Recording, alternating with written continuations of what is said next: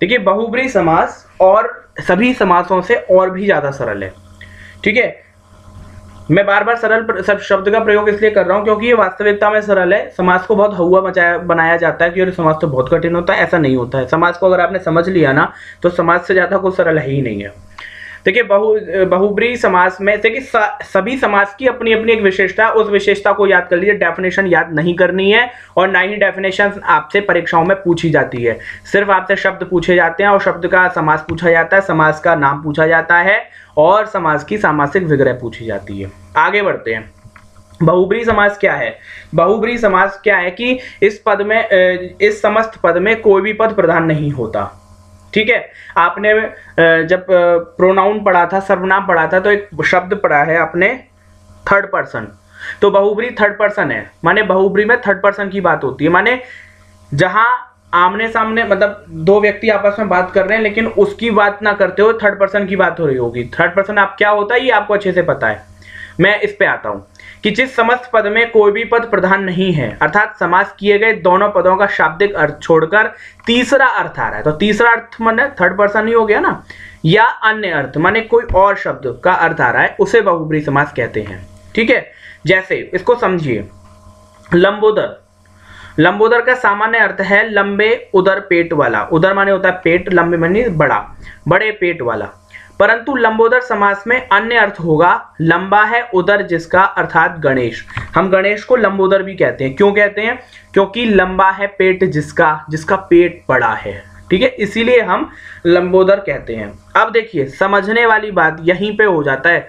यहाँ पे एक बहुत बड़ा कंफ्यूजन होता है बहुब्रीहि समास में और कई समासों में। इनमें कॉन्फ्लिक्ट है, एक क्या बोलेंगे इसको, कॉन्फ्लिक्ट कहेंगे, विवाद कहेंगे। ठीक है, उस विवाद को आपको समझना है, इसीलिए बहुब्रीहि समास के उदाहरण सबसे ज्यादा बोर्ड एग्जाम में पूछे जाते हैं, क्योंकि जहां विवाद है वो आशा की जाती है कि आपको वो विवाद पता होना चाहिए। देखिए जब आपने इस सेंटेंस को पढ़ा, लंबे उदर, ठीक है, पेट, उदर माने पेट, तो लंबे पेट वाला, लंबे उदर वाला, तो लंबा हो गया विशेषण, उदर हो गया संज्ञा, लंबे माने संज्ञा की विशेषता, संज्ञा की विशेषता लंबा हो गया। तो जब जहां विशेषता बताई जा रही थी तो वहां कौन सा समास था? अभी बताया था ना, कर्मधारय। तो ये तो कर्मधारय का उदाहरण हो गया। तो ये यहाँ पे क्यों दिया हुआ है बहुब्रीहि में? ठीक है, तो अब ध्यान से देखना कि ये उदाहरण तो कर्मधारय का ही है, लेकिन जब ये कर्मधारय में होगा तब इसका सामासिक विग्रह बनेगा। समस्त पद तो एक ही बनेगा, लंबोदर, ये तो दोनों ही में एक ही बनेगा, बहुब्रीहि में भी यही बनेगा और कर्मधारय में भी बनेगा। ध्यान से सुनना बच्चों, लंबोदर का जब कर्मधारय में उदाहरण बनेगा, कर्मधारय में इसकी सामासिक विग्रह बनेगी, तब बनेगी लंबे उदर माने पेट वाला, लंबे पेट वाला माने लंबा जो है उसका विशेषण है, किसका? पेट का। बड़े पेट वाला नहीं लिख सकते, आप लंबा ही लिखेंगे। ठीक है, तो जब आप पेट वाला बोलेंगे तब ये कर्मधारय हो जाएगा क्योंकि आप विशेषता बता रहे हैं।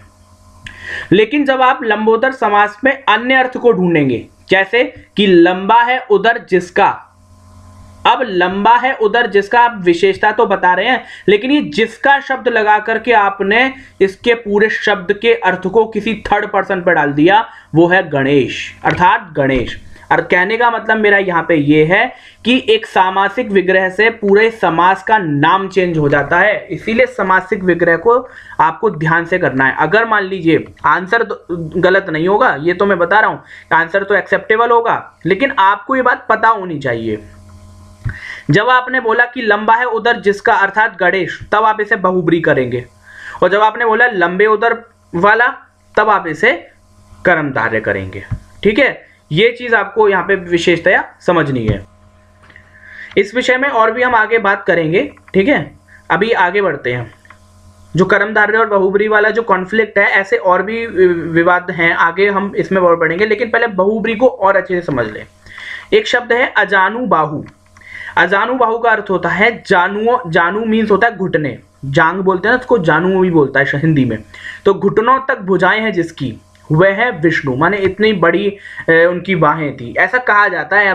मेरे पास कोई प्रमाण नहीं है कि ये कहाँ से आप ले आए सर, ये मैंने उदाहरण देखा, आपको मतलब पता होना चाहिए, और ऐसे ही अलग तरह के उदाहरण परीक्षाओं में पूछ लिए जाते हैं। ठीक है, अजानुबाहु माने विष्णु को अजानुबाहु कहा गया। अजानुबाहु माने भुजाएं हैं जिनकी घुटनों तक, इतनी बड़ी भुजाएं। आपको हंसी आ रही होगी, हो सकता है इमेजिन करके, लेकिन आप हंसे नहीं, मुस्कुराए नहीं, बस पढ़ें। तो जानू माने घुटनों तक हैं भुजाएं जिसकी, वह विष्णु। ठीक है, अर्थात भी लगा सकते हैं वह विष्णु। अब यहाँ पे थर्ड पर्सन की बात हो गई, माने इस सेंटेंस को देख करके ऐसा नहीं लग रहा कि वो व्यक्ति सामने ही होगा, अर्थात माने हम किसी थर्ड पर्सन की बात कर रहे हैं। अजात शत्रु, नहीं पैदा हुआ शत्रु जिसका। ठीक है, जिसका शत्रु नहीं पैदा हुआ। ठीक है, पैदा मतलब उसका जो शत्रु है वो पैदा ही नहीं हुआ, तो ऐसे ये भी किसी के लिए प्रयोग किया जा सकता है। अजात शत्रु माने कि ये तो अजात शत्रु हैं, इसका कोई शत्रु ही पैदा नहीं हुआ। तो जब आपने स्टेटमेंट लिखा नहीं पैदा हुआ शत्रु जिसका, अर्थात कोई व्यक्ति विशेष होगा तभी तो आप ऐसी बात बोल रहे हैं ना।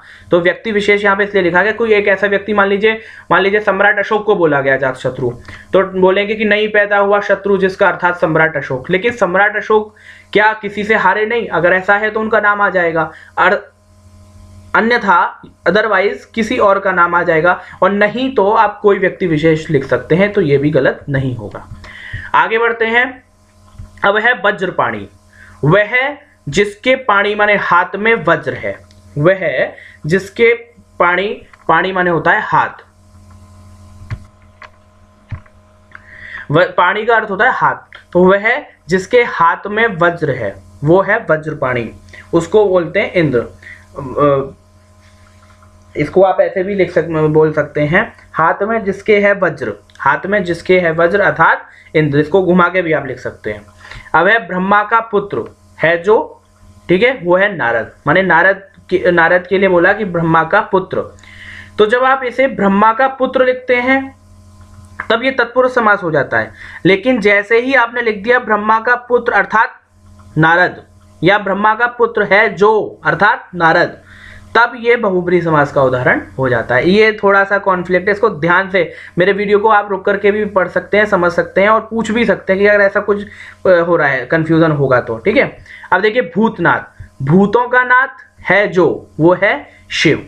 ठीक है, संधि इसकी समासी वगैरह देखिए, भूतों का नाथ है जो अर्थात शिव।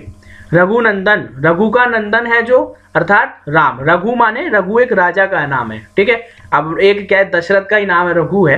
ठीक है, इसीलिए रघुनंदन बोला जाता है राम को। तो रघुनंदन वो सुना भी होगा आपने भजन में। तो रघुनंदन अर्थात रघु का नंदन है जो राम अर्थात राम।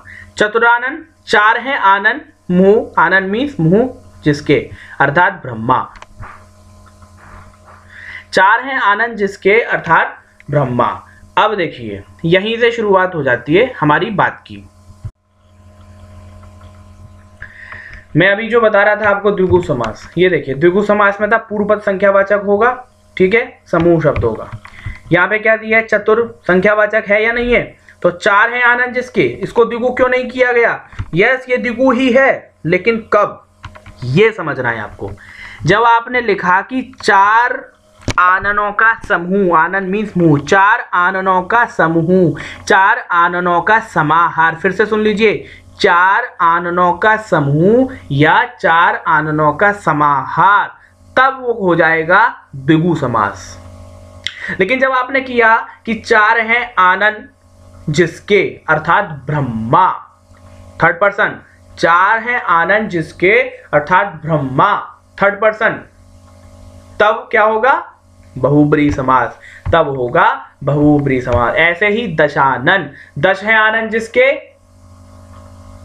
रावण अर्थात बहुब्रीहि समास।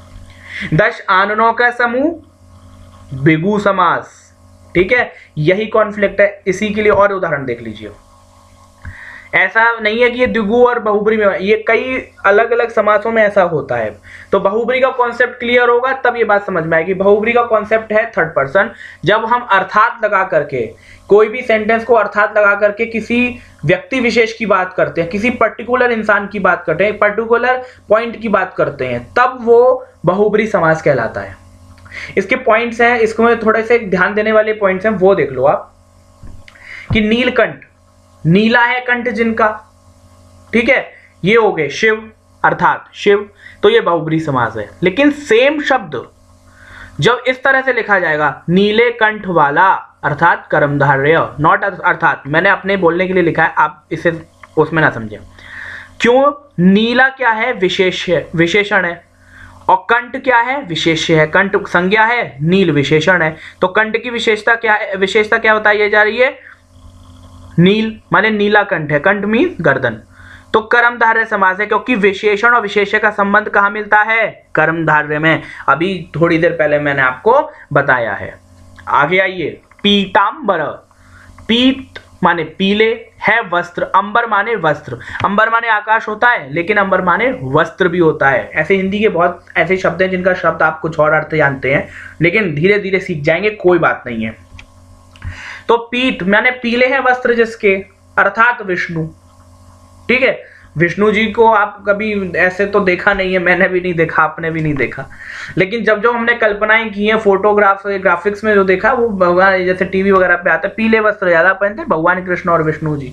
ठीक है, स्वयं नीले हैं लेकिन वस्त्र पीले पहनते हैं। ठीक है, आगे बढ़ते हैं। तो पीले हैं वस्त्र जिसके, अर्थात विष्णु। अब ये सेम शब्द कर्मधारय में कैसे बनेगा कि पीत, और क्यों बनेगा ये सुन लीजिए मुझसे। तो पीतांबर पीले वस्त्र वाला, पीले वस्त्र वाला अर्थात नॉट अर्थात, क्यों होगा अर्थात? भैया जब सीधा बोला पीतांबर पीले वस्त्र वाला, हमको क्या मतलब कौन है?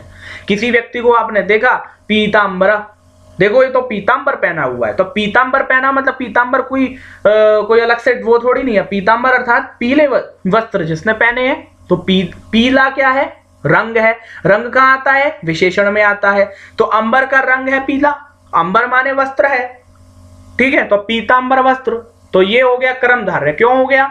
क्योंकि पीत माने पीला माने विशेषण, अंबर माने संज्ञा। तो जब किसी संज्ञा की विशेषता विशेषण बता रहा है और एक समास बन रहा है, तो वो कर्मधारय समास होगा, अभी बताया था। अब आइए द्विगु समास में, जो ये तो हो गए कर्मधारय कैसे, ऐसे और भी उदाहरण है, सारे उदाहरण यहां देना संभव नहीं है। किताब देखेंगे बड़ा अच्छे से समझ में आ जाएगा, और मेरा ये वीडियो देखेंगे, इस चीज को सुनेंगे, बहुत अच्छे समझ में आ जाएगा, लेकिन आपको समझना पड़ेगा गंभीरता से। आगे बढ़ते हैं। त्रिवेणी, तीन वेणियों, मैंने अभी बताया था जस्ट ये उदाहरण। तीन वेणियों माने, वेणियों मीन नदियों का संगम स्थल, अर्थात प्रयाग। प्रयाग माने इलाहाबाद, प्रयागराज, इसलिए अभी नाम चेंज कर दिया योगी सरकार ने। तो जब आप कहते हैं कि तीन नदियों का संगम स्थल, जहां पे तीन नदियों का संगम हो रहा हो, संगम माने मिलना, तो वो स्थान क्या है? प्रयाग है। तीन नदियों का संगम स्थल अर्थात प्रयाग। इतना बड़ा स्टेटमेंट लिखने पड़ेगा, अर्थात प्रयाग के लिए, तब ये बहुब्री कहलाएगा। लेकिन जब आपने बोला सामान्य त्रिवेणी, अब त्रि तो संख्यावाचक है ना, त्रि तो संख्यावाचक है, तो तीन नदियों का जब समूह होगा तो वो एक तो समूह की वजह से, और ये जो आगे वर्ड शब्द न्यूमेरिकल है इसकी वजह से ये द्विगु हो जाएगा। ठीक है, तो इस फर्क को समझिए बहुत ध्यान से, क्या समझाने का प्रयास मैं कर रहा हूं। 10 मुख उदाहरण दे दिया, 10 है मुख जिसके, रावण अर्थात 10 है मुख जिसके अर्थात रावण, थर्ड पर्सन बहुब्री। 10 मुख, 10 मुखों का समाहार माने समूह, तो वो द्विगु।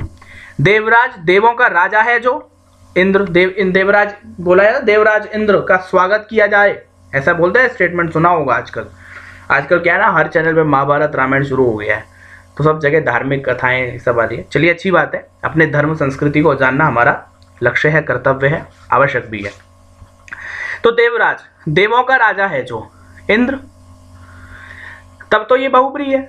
लेकिन देवों का राजा, केवल अगर आपने लिख दिया इसको देवों का राजा, केवल तत्पुरुष है।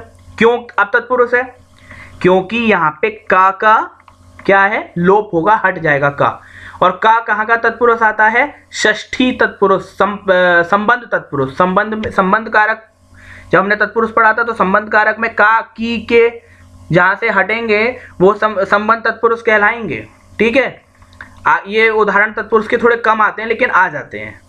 चार पाई, चार पाए हो जिसके, पाए मीन समझते हैं ना, उसके वो क्या बोलेंगे जो चार निकले होते हैं, पाए बोलते हैं ना, पाई तो बोलते हैं, अब कहाँ हमको दूसरा शब्द याद नहीं आ रहा है। चार पाई, तो चार पाए हो जिसके अर्थात खाट। ठीक है, अब लेकिन जब बोला कि चार पायों का समूह, तो खाट में चार पायों का ग्रुप होता है ना, ठीक है, उसके जो नीचे रखने वाले हैं वो हमें मेरे दिमाग में नहीं आ रहा है, और क्या कह सकते हैं हो तो मुझे बताइएगा व्हाट्सएप करके। 4 पायों का समूह, तब वो हो जाएगा द्विगु। क्यों हो जाएगा? तो समूह शब्द द्विगु का सूचक शब्द है, और दूसरा 4 जो है वो न्यूमेरिकल शब्द है, इसीलिए वो द्विगु हो जाएगा। ये बात आपको समझ में आ गई ना? इस चीज को बहुत ध्यान से देखना। तो ठीक है, ये फिर आया ना समझ में? बताना अगर कोई समस्या इसमें बनेगी, ठीक है, तो मैं सारी चीज़ें समझूंगा, आप मुझसे पूछ सकते हैं, ऐसा कुछ नहीं है, ठीक है। अब आगे आते हैं, एक बहुत महत्वपूर्ण जानकारी आपको होनी चाहिए इसके बारे में, संधि और समास का अंतर। ये एक सामान्य बात है कि कभी भी कोई पूछ सकता है आपसे, ठीक है, प्रश्न परीक्षा में तो नहीं आता है, लेकिन आपकी ये अतिरिक्त जानकारी कि एक तो क्या है, संधि भी जुड़ रही है, समास में भी ऐसा कुछ हो रहा है, जुड़ रहा है शब्द, मतलब संधि में भी एक शब्द बनता है और समास में भी शब्द बनता है। तो देखिए कि संधि क्या है, कि संधि 2 शब्द माने 2 पदों के वर्णों का मेल है, जबकि समास में वाक्यों के पदों की विभक्ति हटाकर वाक्यों को संक्षिप्त कर दिया जाता है। हम उसी उदाहरण पर आगे जिस उदाहरण से हमने समास का शुरुआत किया था। मैं एक ही उदाहरण इसलिए लेता हूं कि आपको ये फर्क समझ में आना चाहिए। उदाहरण तो बहुत सारे हो सकते हैं, और अगर आपको ये बात समझ में आ गई तो आप हर शब्द में इस बात को बिठा करके उस चीज को समझ सकते हैं। उदाहरण देखिए, विद्यालय, तो विद्या प्लस आलय, तो यहाँ का जो आ की मात्रा है, यह जो आ की मात्रा, इन दोनों में एक संधि हो गई है जो एक रूप ले लिया आ का।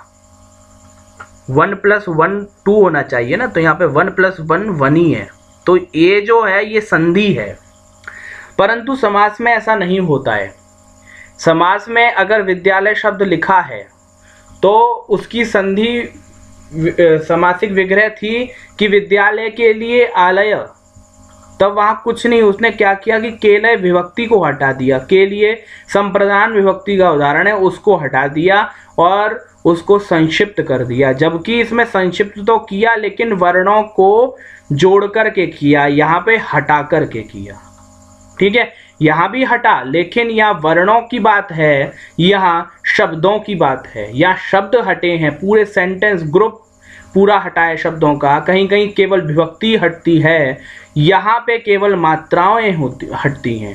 पर माने मात्राओं की संधि है, ये यहाँ पे हट करके विभक्ति को हटा करके हम समास बनाते हैं। एक लाइन में अगर आपको उदाहरण देना है तो संधि में शब्दों के वर्णों का मेल होता है, जबकि समास में वाक्यों के पदों की विभक्ति हटा करके समास में वाक्य को संक्षिप्त किया जाता है। तो ये बात, इस अंतर को भी आप याद रखेंगे और इसको लिखना भी है। मुझे पता चला कि बहुत सारे बच्चे बहुत परेशान हैं, कितना सारा मैटर मिल रहा है। आप आराम आराम से लिखो, समय बहुत है आपके पास, धीरे धीरे। हम तो ये उम्मीद करते हैं कि जल्दी विद्यालय खुले, क्योंकि हम वाकई में आपको शिद्दत से पढ़ाना चाहते हैं।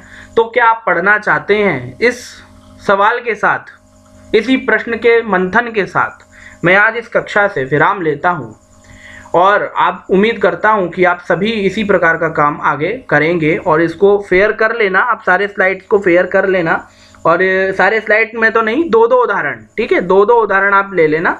ज़्यादा उदाहरण आपको लगे तो 2-2 उदाहरण कर लेना, लेकिन कर लेना, क्योंकि नोट्स बनाना ज़रूरी है। और कोई भी सवाल संबंधित है इससे तो आप मुझसे ज़रूर पूछिएगा। धन्यवाद।